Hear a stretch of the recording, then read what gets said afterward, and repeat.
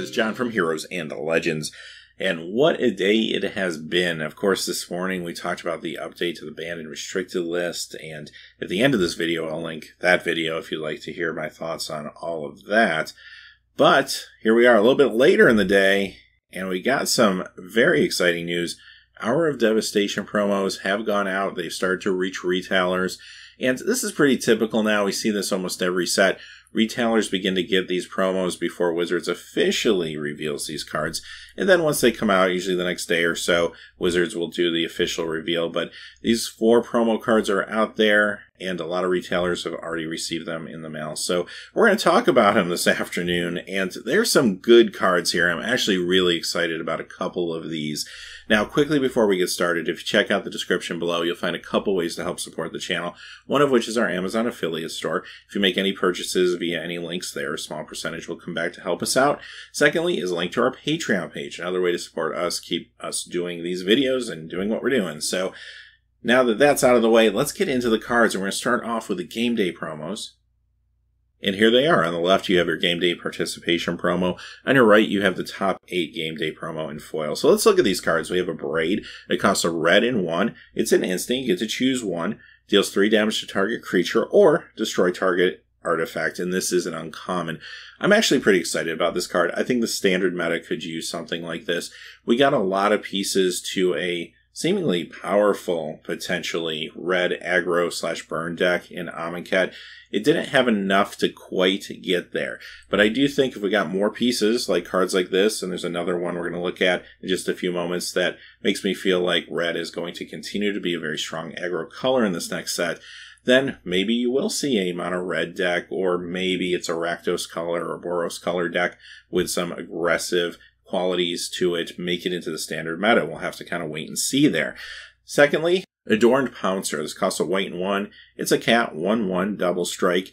It's a rare, and it has a mechanic we've never seen before called Eternalize, 2 white and 3.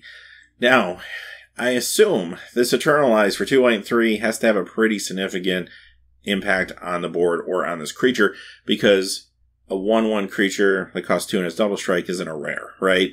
So there's something involving this mechanic that's going to push that to the rare level.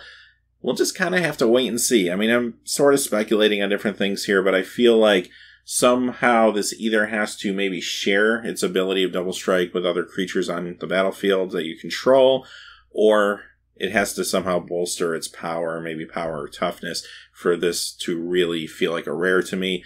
So we'll have to wait and see exactly what Eternalize does. Is it something you can play on the battlefield, play out of the graveyard like Embalm, a different casting cost that gives you a separate ability or something like that?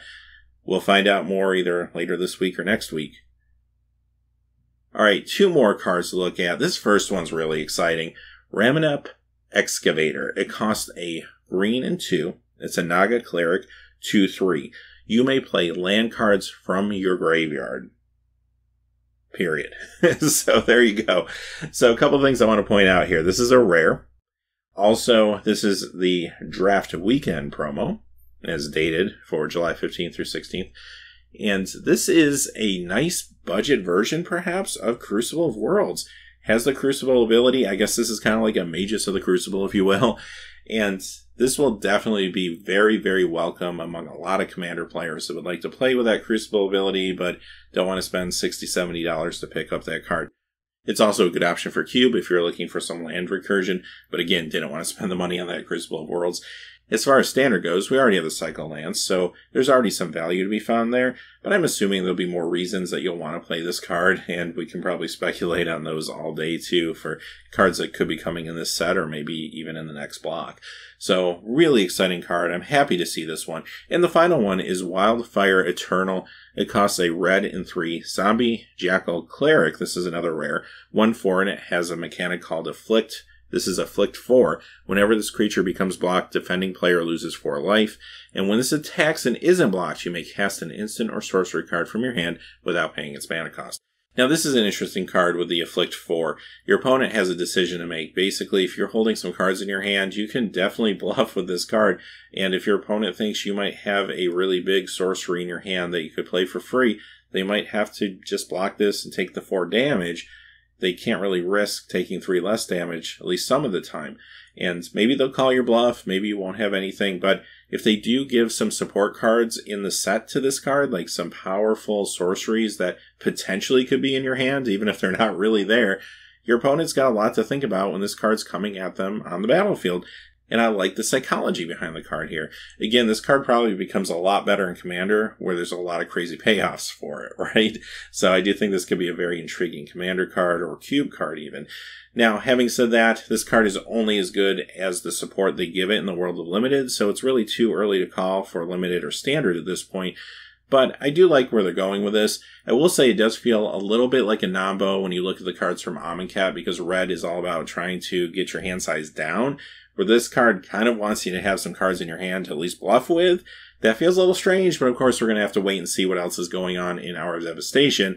And hopefully this card gets a lot of support, because I think it's an actually very interesting ability.